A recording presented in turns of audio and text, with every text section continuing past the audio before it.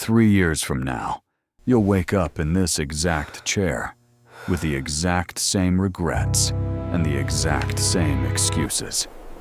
This isn't a choice. Your brain is running a system designed to slowly neutralize you. Every time you say, "I'll start tomorrow," you're feeding your own executioner. You're putting something off right now. This isn't just a task. You are trading your potential, your time, and your life for a moment of comfort. The scariest part? You're not the only one in this trap. But those who don't escape have the same ending. Bankrupt dreams and deep, haunting regret. Is that safety mechanism you call procrastination actually turning you into a failure? Why do you freeze when you stare at a blank screen, unable to start the one thing that matters? Why does your brain, a biological super machine, hit a wall the second you open a document? Stop labeling yourself as lazy. This isn't a personality flaw. This is war. Your brain is in energy-saving mode, keeping you immobile, convinced it's protecting you. But that safety is the graveyard of your ambitions. If the smallest task feels like the heaviest burden, your brain is playing a game with you. Are you going to keep losing? Newton's law didn't stay in your high school physics book. It governs your life. You are at rest. And because you are at rest, your brain is programmed to stay at rest. This isn't just physics, it's a mental lockdown. Every second you scroll through social media, you're hardening the loop of inactivity. You don't move. The resistance grows. The resistance grows. You never do the work.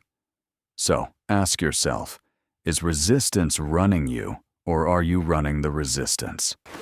Or has that false comfort of inaction already consumed you? The moment you call yourself lazy, you hand the axe to your executioner. If laziness becomes your identity, it becomes your destiny. But here's the truth. You aren't lazy. You're terrified. You're scared to face the possibility of not being good enough once you actually start.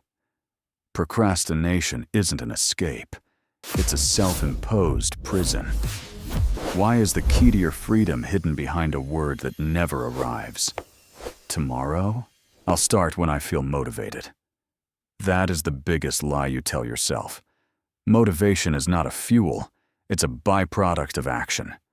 The inspiration you're waiting for will never come. As long as you sit in that chair, motivation is a ghost. No action, no energy, no energy, no life. Motivation is an illusion. And while you chase that illusion, what are you actually losing? Your brain hates massive projects. It views them as mortal threats. If you try to climb the whole mountain at once, your brain will shut you down. The fix? Ignore the mountain. Trick your brain with a task that takes less than 2 minutes. Open the file. Write 1 sentence. That's it. You aren't being productive. You're installing a virus into your resistance mechanism. Cross that 2-minute mark, and your brain's defenses collapse. Can you handle the next step? Your brain hates unfinished business. Use it. Once you start, your brain will obsess over finishing. The Zeigarnik Effect is your greatest weapon.